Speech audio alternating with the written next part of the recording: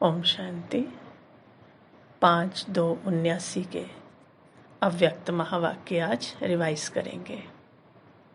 Heading में बाबा ने कहा, मधुबन निवासियों के साथ बाप दादा की रूरिहान।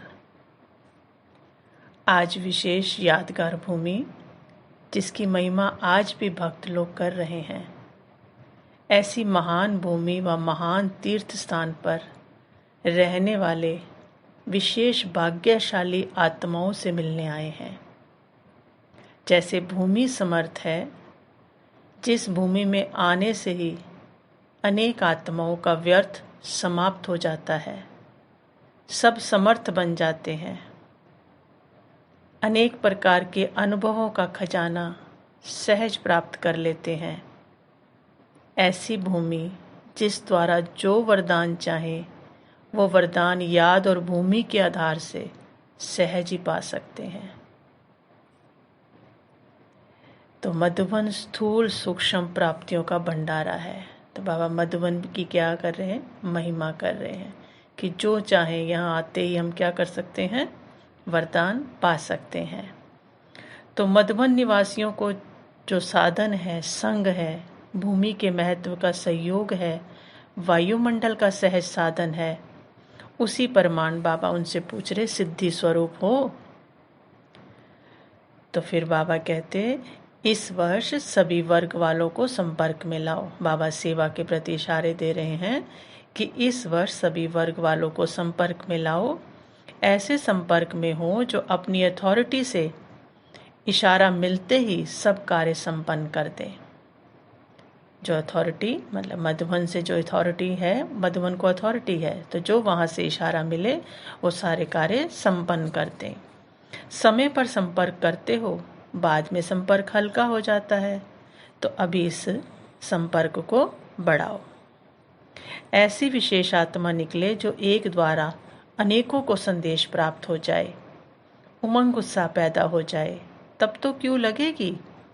तो इस वर्ष ये क्वालिटी की सर्विस होनी चाहिए।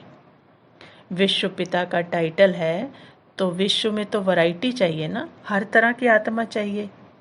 बाबा कहते, बच्चे नास्तिक भी हो तो भी संपर्क में जरूर आए, क्योंकि नए विश्व की स्थापना के लिए सब प्रकार के बीज चाहिए, तब विश्व कल्याणकारी बन सकेंगे।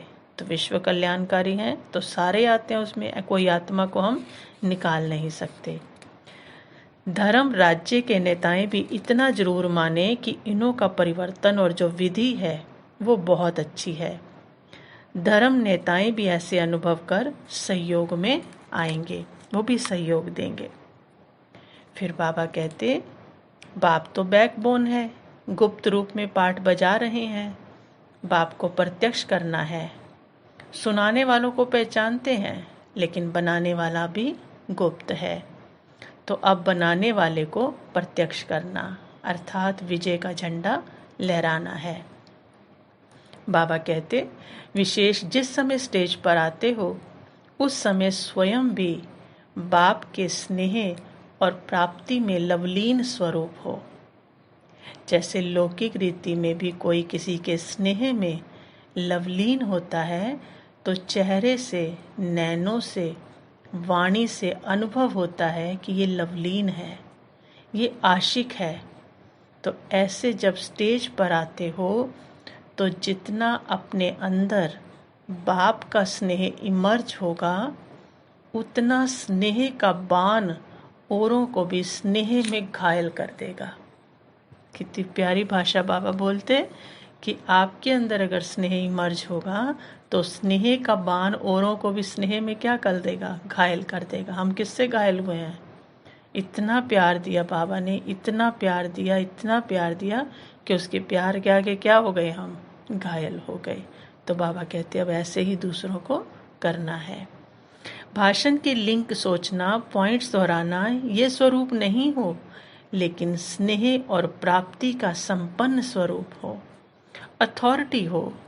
और जिस चीज़ की अथॉरिटी होती है उनको सोचना नहीं पड़ता है, सोचा हुआ ही होता है। तो स्टेज पर आने से पहले मनन करके बुद्धि में पहले से ही टॉपिक का स्पष्टीकरण कर लेना चाहिए। उस समय इस अटेंशन में नहीं रहना चाहिए। पहले स्नेह और प्राप्ति स्वरूप हो, दूसरा जब बोलना शुरू करते हो तो एक अंदर की अथॉरिटी और बोल में पहले दिल की आवाज से बाप की महिमा शुरू करते हो। कैसे करें? बाबा ने कहा जैसे ही शुरू करते हैं बोलना तो अंदर की अथॉरिटी और बोल कैसे हो, उसमें सबसे पहले बाप की महिमा हो। जैसे दिन है शिवरात्रि का, तो शिवरात्रि अर्थात बाप को प्रत्यक्ष करने का दिन, इसी को ही परमात्म बॉम कहा जाता है। जो अंदर में समाया हुआ है वह लोगों को प्रत्यक्ष दिखाई दे। तो हमारे अंदर क्या है? बाबा का स्नेह है। बाबा है ना, तो बाबा का स्नेह समाया हुआ है। तो बाबा कहते वो प्रत्यक्ष दिखाई दे। ये है बॉम्ब का फटना। जैसे बॉम्ब फटता है तो क्या करता है? सबको अग्नि में जला देता है। तो ये परमात्म बॉम्ब अर्थात स्नेह का बॉम्ब, संबंध जोड़ने का बॉम्ब, दिल के आवाज से महिमा करने का बॉम्ब, लगन में मगन की आग में सभी को हिला दे। जब बॉम्ब फटता है तो सब हिल जाते हैं ना, तो सबकी बुद्धि को हिलावे। ये किसकी महिमा है? ये किसकी अथॉरिटी से बोल रहे हैं? ये क्या और किसका संदेश दे रहे हैं? उनको क्या लगे कौन सी अथॉरिटी है इनके पास, ये क्या बोल रहे हैं और किसका संदेश दे रहे हैं? तो बाबा कहते अथॉरिटी भी हो और मधुरता भी हो। शब्दों की मधुरता हो लेकिन अंदर समाई हुई अथॉरिटी हो। शब्द भी रहम दिल की भावना के हो। स्पष्ट भी करते रहें लेकिन स्पष्ट करते हुए बाप की महिमा करते हुए संबंध भी जोड़ते जाएं। हर बात स्पष्ट करें लेकिन बाबा कहते हैं साथ साथ बाप की महिमा करके उनका संबंध बाप से जोड़ें, खुद से नहीं। हम ये क्यों कहते हैं, इससे क्या प्राप्ति होगी, हम लोगों का अनुभव क्या है, एक घड़ी की भी प्राप्ति क्या है, ऐसे बीच बीच में निजी अनुभव का आवाज़ लगे और साथ साथ उनको अपने अनुभव भी सुनाते जाएं कि हमें क्या मिला है। सिर्फ भाषण नहीं लगे कि ऐसे ही कुछ सुना रहे हैं, लेकिन लगन में मगन मूर्त अनुभव हो कि जो सुना रहे हैं इन्होंने उसको अनुभव भी किया है, ऐसा लगे उनको। ये नवीनता है। लोग कहते हैं, दुनिया में लोग भी बहुत अच्छी अच्छी बातें बताते हैं लेकिन स्वरूप नहीं बनते। शांति की बातें कर रहे हैं लेकिन शांत नहीं है, प्रेम की बातें करते हैं लेकिन उसका स्वरूप नहीं है। लेकिन आपका बोल और स्वरूप दोनों साथ साथ हो, स्पष्ट भी हो। हर बात पर्दे में भी नहीं रखनी कि कोई बात बाबा की आधी बताएं, एकदम क्लियर भी बतानी है, लेकिन साथ साथ स्नेह भी हो, नम्रता भी हो, मधुरता भी हो, महानता भी हो, सत्यता भी हो, लेकिन स्वरूप की नम्रता भी हो। इसी रूप से बाप को प्रत्यक्ष करना है, क्योंकि बाबा किसी एक चीज से प्रत्यक्ष नहीं, बाबा तो क्या है, गुणों और शक्तियों का सागर है। तो उसके सागर को अपने व्यवहार से दिखाना पड़े। निर्भय हो लेकिन बोल मर्यादा के अंदर हो। कैसे हो? निर्भय होना है लेकिन मर्यादा नहीं तोड़ देनी कि मैं तो किसी से डरती नहीं या डरता नहीं। मर्यादा के अंदर हो। जब दोनों बातों का बैलेंस हो तब ये जहाँ बैलेंस होता है वहाँ कमाल दिखाई देती है। तो और वह शब्द फिर कड़े नहीं लगते, मीठे लगते हैं। तो अथॉरिटी और नम्रता दोनों के बैलेंस की कमाल दिखाओ। इसको कहा जाता है बाप की प्रत्यक्षता का साधन। जैसे झूठे शास्त्रों की अथॉरिटी वाले भी कितनी अथॉरिटी से बोलते हैं, जो बिल्कुल असत्य बात उसको भी कैसे सिद्ध करके बताते हैं। ना सिर्फ सिद्ध करते हैं, वो मनवाते भी हैं। तो सत्यवचन महाराज कहलवाते भी हैं। जब ये झूठ की अथॉरिटी वाले इतना प्रभाव डाल सकते तो ये तो अनुभव के बोल हैं, प्राप्ति स्वरूप के बोल हैं, बाप से संबंध हैं, उसकी बातें हैं। तो क्यों नहीं कहलवाएंगे व मनवाएंगे। तो अब समझा क्या करना है। बाबा कह रहे हैं समझा क्या करना है। परिचय को पूरा स्पष्ट करना है, आधा अधूरा नहीं, पूरा स्पष्ट करना है। एक पॉइंट सुनाओ, फिर बाप की तरफ अटेंशन खिंचवाओ। सारी पॉइंट्स बोलकर बाप की महिमा के बोल करके बाप तरफ अटेंशन खिंचवाओ। हर बात जो भी ख़त्म करो, लेकिन घूम कर वो किस पे आनी चाहिए। चाहे कहीं से भी शुरू करें हम, लेकिन घूम के हर बात को किस पे ले आना है, बाबा पे लाना है। बार बार पत्थर पर स्नेह का पानी डालते जाओ, तब ये पत्थर पानी होगा। और जितना हो सके साइलेंस का प्रभाव हो, रूपरेखा भी अलौकिक हो, सिंपल हो, स्वच्छ हो, रूहानियत व प्योरिटी की वाइब्रेशन हो। सुनने वाले जो सहयोगी ब्राह्मण आत्माएं होती, उन्हों से भी वायुमंडल को बनाने का संकल्प हो। जैसे अगरबत्ती वायुमंडल को परिवर्तन कर देती, वैसे सब ब्राह्मण आत्माओं की वृत्ति, रहम की वृत्ति अगरबत्ती का काम करे, जो आने से उनको महसूस हो ये सभा कोई अलौकिक सभा है। क्योंकि समझाएगा तो कोई एक, लेकिन सारे ब्राह्मणों की क्या हो, उनके प्रति वो वायुमंडल बनाए, वृत्ति क्या हो, स्वच्छ हो। तो जैसे अगरबत्ती काम करती है, तो बाबा कहते जो आएगा उसको वो वातावरण क्या करेगा, खींचेगा, और उसको हर बात समझ में आएगी। स्नेह मिलन से स्नेह की झोली भरकर जाएंगे वो, और फिर सबको स्नेह बांट देंगे। बाप का स्नेह ऐसा स्नेह स्वरूप हो जाएंगे जो सबको आपके चित्र चलन से बाप का स्नेह नजर आए। ऐसा मिलन मना रहे हो ना, तो स्नेह मिलन अर्थात दृढ़ संकल्प द्वारा स्वपरिवर्तन और सबके परिवर्तन के सहयोगी बनना, ये है स्नेह मिलन की विशेषता। स्नेह मिलन अर्थात प्रैक्टिकल संस्कार मिलन। तो ये मिलन कौन सा है, संस्कार मिलन है।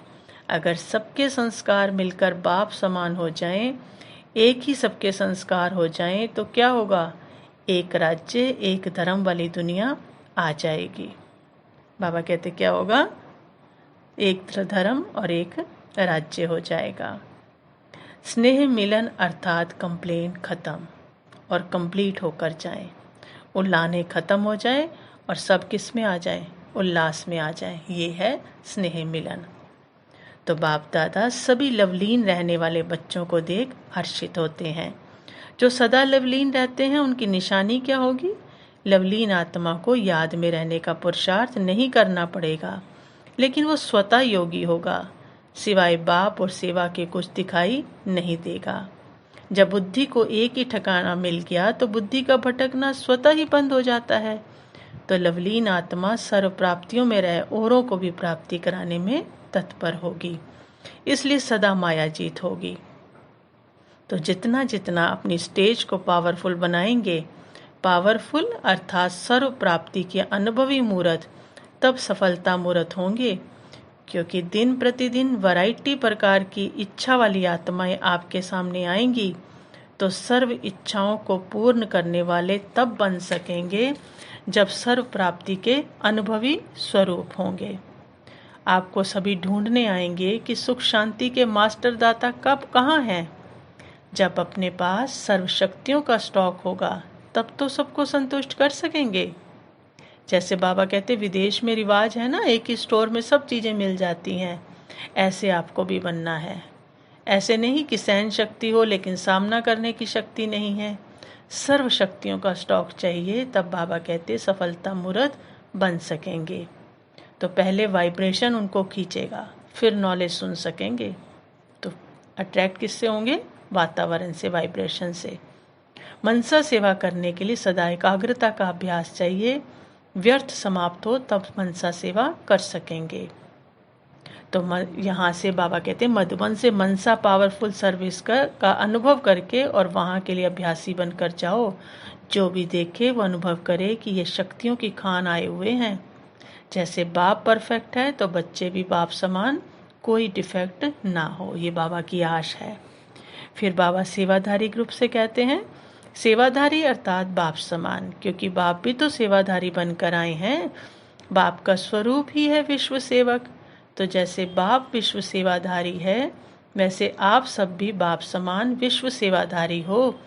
शरीर द्वारा स्थूल सेवा करते हो, लेकिन मनसा द्वारा विश्व परिवर्तन की सेवा में तत्पर रहते, तन मन दोनों में सेवाधारी। एक ही समय पर दोनों ही इकट्ठी सेवा करते हो। दोनों ही एक समय पर करने से डबल प्राप्ति होगी और डबल सेवाधारी ही डबल ताजधारी बनते हैं। तो डबल सेवा के बदले सिंगल सेवा तो नहीं हो गई। बाबा कहते हैं अटेंशन रखते रखते संस्कार बन जाएंगे। जो मनसा और कर्मना दोनों सेवा साथ साथ करते हैं तो देखने वालों को अनुभव होगा कि ये कोई अलौकिक शक्ति है। लोग स्वतः ही आपके पीछे होंगे। इसी अभ्यास को बाबा कहते बच्चे अब आगे बढ़ाओ, दोनों सेवा साथ साथ करो, तन और मन की। इतना अभ्यास बढ़ाओ जो नेचुरल और निरंतर हो जाए। अच्छा, फिर बाबा ने वरदान दिया। ब्रह्म मुहूर्त के समय वरदान लेने और दान देने वाले बाप समान वरदानी महादानी भव। बाबा कहते ब्रह्म मुहूर्त के समय विशेष ब्रह्मलोक निवासी बाप ज्ञान सूर्य की लाइट और माइट की किरणें बच्चों को वो वरदान के रूप में देते हैं और साथ साथ ब्रह्मा बाप भाग्य विधाता के रूप में भाग्य रूपी अमृत बांटते हैं। सिर्फ बुद्धि रूपी कलश अमृत धारण करने योग्य हो, वो तो सुबह बांटते ही हैं बाबा लाइट माइट की किरणें और ब्रह्मा बाप भाग्य रूपी अमृत। लेकिन बाबा कहते हैं बुद्धि रूपी कलश कैसा हो, उसको धारण करने के योग्य हो, किसी भी प्रकार का विघ्न या रुकावट ना हो, तो सारे दिन के लिए श्रेष्ठ स्थिति व कर्म का मुहूर्त निकाल सकते हो। क्योंकि अमृत वेले का वातावरण ही वृत्ति को बदलने वाला होता है। तो हमारा मुहूर्त तो क्या है, हमेशा ही क्या हो जाएगा, शुभ हो जाएगा। इसलिए उस समय वरदान लेते हुए दान दो, अर्थात वरदानी और महादानी बनो। खुद वरदान लेते जाओ और आत्माओं को दान देते जाओ। स्लोगन दिया बाबा ने, क्रोधी का काम है क्रोध करना और आपका काम क्या है। आज बाबा ने क्या कहा, स्नेह देना। स्नेह का पानी डालते जाओ बाबा ने कहा, तो पत्थर भी क्या हो जाएगा, पानी हो जाएगा। अच्छा, ओम शांति।